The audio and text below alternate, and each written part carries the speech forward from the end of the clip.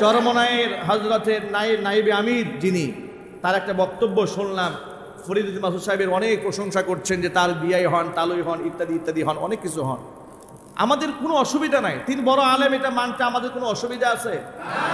তিনি যে তাহাজ্জুদ গুজার, এটা মানতেও আমাদের অসুবিধা আছে?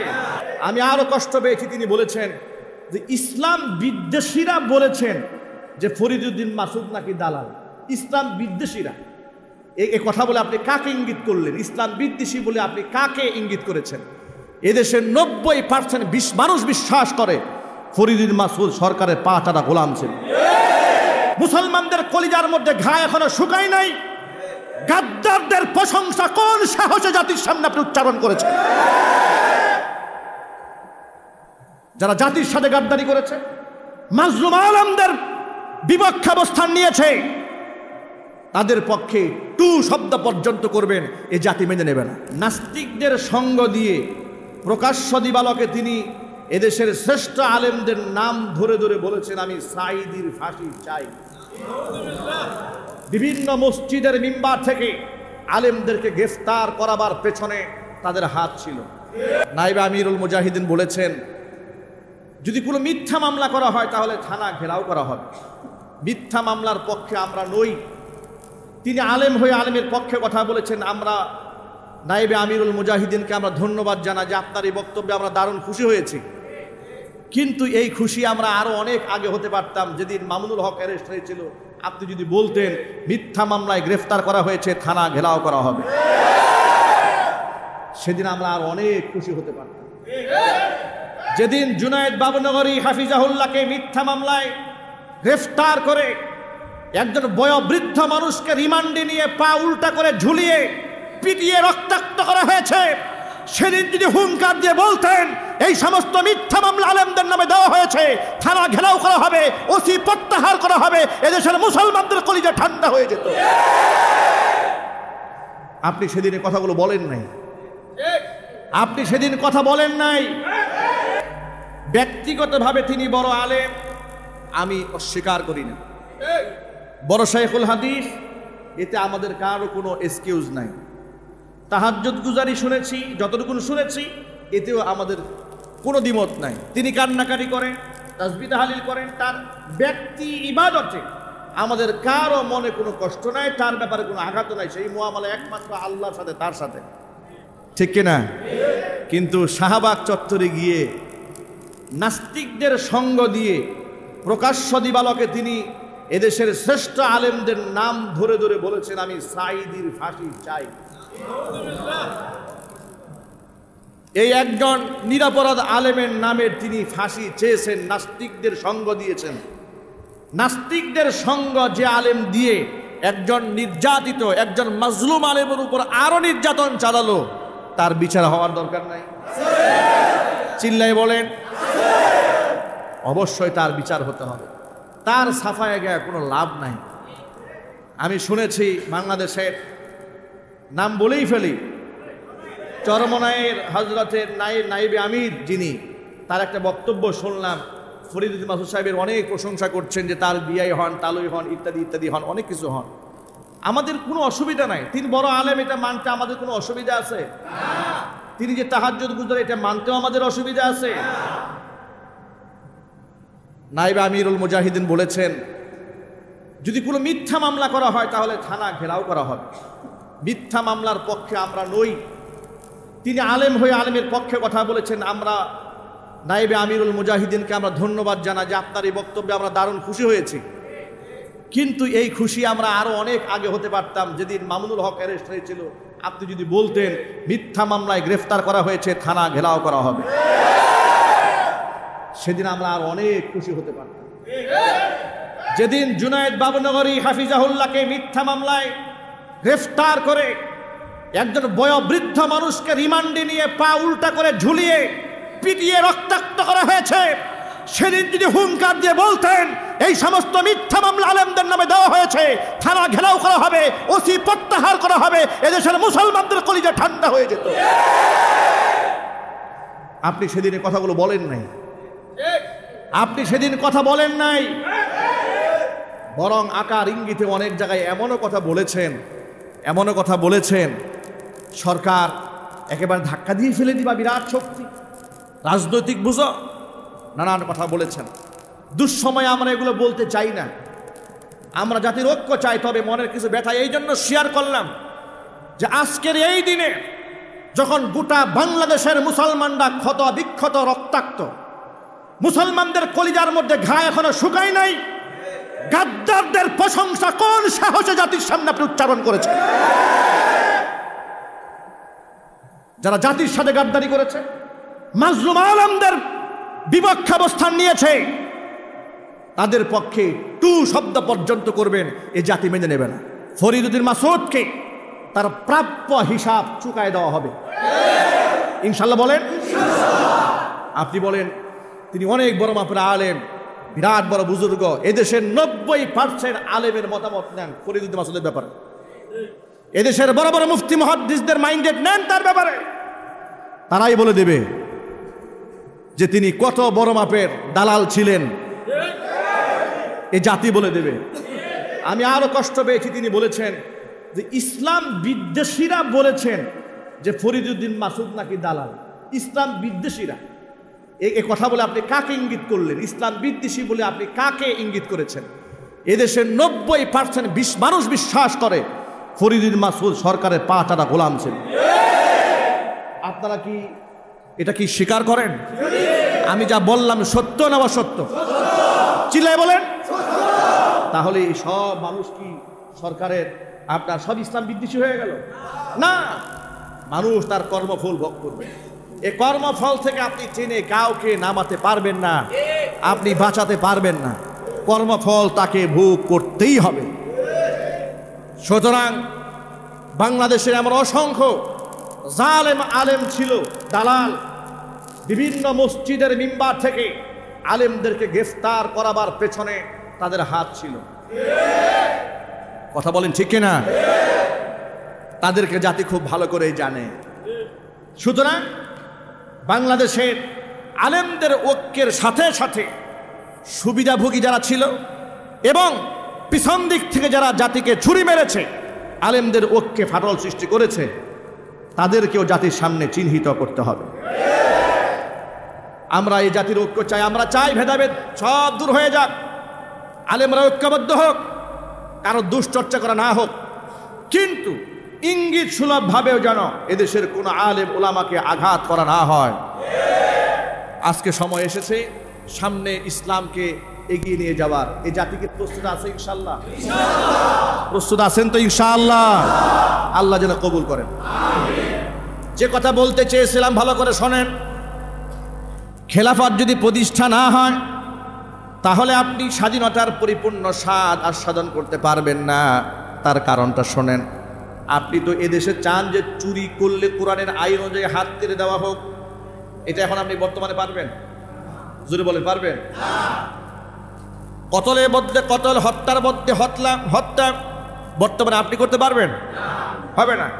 দেখবেন জামিন দিয়ে একেবারে জামাই আদর করে ফ্রান্সে পাঠাই দিছে, ব্রিটেনে, কানাডায়, জার্মানিতে পাঠাই দিছে। ঘটনা বাংলাদেশে আছে না নাই? এটা কোনোদিন হবে না যতদিন পর্যন্ত সৎ নেতৃত্ব, ইমানদার নেতৃত্ব এখানে প্রতিষ্ঠা না হবে। সুতরাং আমার সামনে যে সমস্ত মুসলিম ভাইয়েরা আছেন সকলকে বলবো, গোটা বাংলাদেশের মানুষ এখন তাকিয়ে আছে আলেমদের দিকে, কোরআনের দিকে, আল্লাহ রসুলের দিকে। আলেমদের বুঝে আস্থা আছে, বিশ্বাস আছে, ভালোবাসা আছে। এই ভালোবাসার বহিঃপ্রকাশ ঘটাতে হবে আলেমদের নেতৃত্ব কায়েম করার মাধ্যমে ইনশাআল্লাহ। আল্লামা মামুনুল হক হাফিজাহুল্লাহ রাত দিন পরিশ্রম করে গোটা জাতিকে ঐক্যবদ্ধ করার আপ্রাণ চেষ্টা চালিয়ে যাচ্ছেন। আগামী 28শে সেপ্টেম্বর রাজবাড়ী মাঠে, আগামী 28 সেপ্টেম্বর শনিবার, সেখানে হেফাজতে ইসলাম বাংলাদেশের এমনকি বৈষম্য বিরোধী ছাত্র আন্দোলনের শহীদদের রুহের মাগফিরাত কামনায় দোয়া আয়োজন হবে। এমনকি গোটা জাতির জন্য এখন করণীয় শীর্ষক আলোচনা হবে। এই ব্যাপারে আল্লাহ মামুনুল হক হাফিজাহুল্লাহ জাতির উদ্দেশ্যে দিক নির্দেশনামূলক বক্তব্য দেবেন ইনশাআল্লাহ।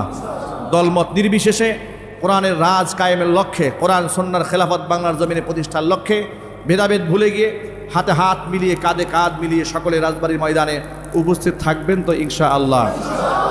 আল্লাহ রাব্বুল আলামিন যেন কবুল করেন, মঞ্জুর করে, জোরে বলেন আমিন। খেলাফত প্রতিষ্ঠা হলে সুদ বন্ধ হবে, ঘুষ বন্ধ হয়ে যাবে, জিনা বদমাশি সব বন্ধ হয়ে যাবে, এত ওয়াজ নসিহতের প্রয়োজন হবে না, দেশ এমনিই ঠান্ডা হয়ে যাবে। ঠিক কিনা বলেন? এখন আমি যত ওয়াজ নসিহত করি মাজার পূজা বন্ধ করতে পারবো না, যত ওয়াজ নসিহত করি গাজার ব্যবসা এই দেশে বন্ধ হবে না। মাজার পূজারি এক গাজাখুর বলছে আজকে বলছে, খুব ভালো করে শোনে, মাজারের সাথে সম্পর্কিত সংশ্লিষ্ট এক পীর, ভণ্ড পীর বলেছে যে গাজা এটা হলো আল্লাহর একটা নিয়ামত।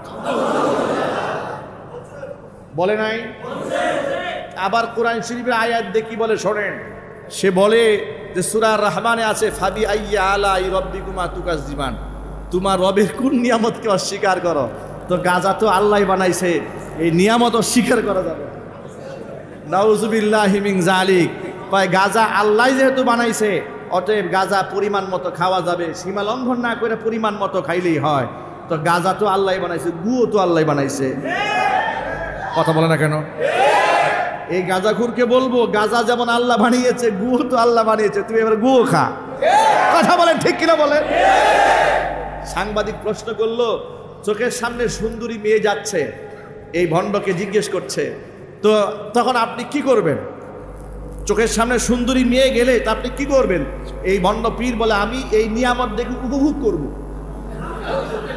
আল্লাহ দিয়ে এত সুন্দর নিয়ামত দিয়েছে, আমি কি উপভোগ করব না? নাউজুবিল্লাহি মিন যালিক। প্রিয় ভাইরা, এই ভণ্ডামি আপনি কি করে বন্ধ করবেন? এই ভণ্ডামি বন্ধ করতে হলে খেলাফত প্রতিষ্ঠা ছাড়া উপায় নাই। ওয়াজ নসিহত দিয়ে এগুলো আপনি বন্ধ করতে পারবেন না। সুতরাং আসুন, আল্লাহ রাব্বুল আলামিন আমাদেরকে আলেমদের নেতৃত্বে এগিয়ে যাওয়ার তৌফিক দান করুন। সকলে জোরে বলুন আমিন। আর আপনাদের সকলের জন্য সুসংবাদ দিচ্ছি, ইনশাআল্লাহ আগামী অক্টোবর মাসের প্রথম থেকে আমি আবার বুটবাজার কেন্দ্রীয় জামি মসজিদে জুমার খুতবা দেওয়া শুরু করবো ইনশাআল্লাহ। জালেমরা তো আমাদেরকে এখান থেকে পুলিশি ব্যারিকেড দিয়ে আমার জুমা বন্ধ করে দিয়েছিল, আপনাদের মনে আছে? আপনি চিন্তা করতে পারেন, আমি শেষ জুমা যখন এখানে পড়ালাম, মসজিদে সিঁড়িতে পা রেখেছি, তাকে দেখে আমার ডানে বামে সামনে পেছনে খালি পুলিশ আর পুলিশ।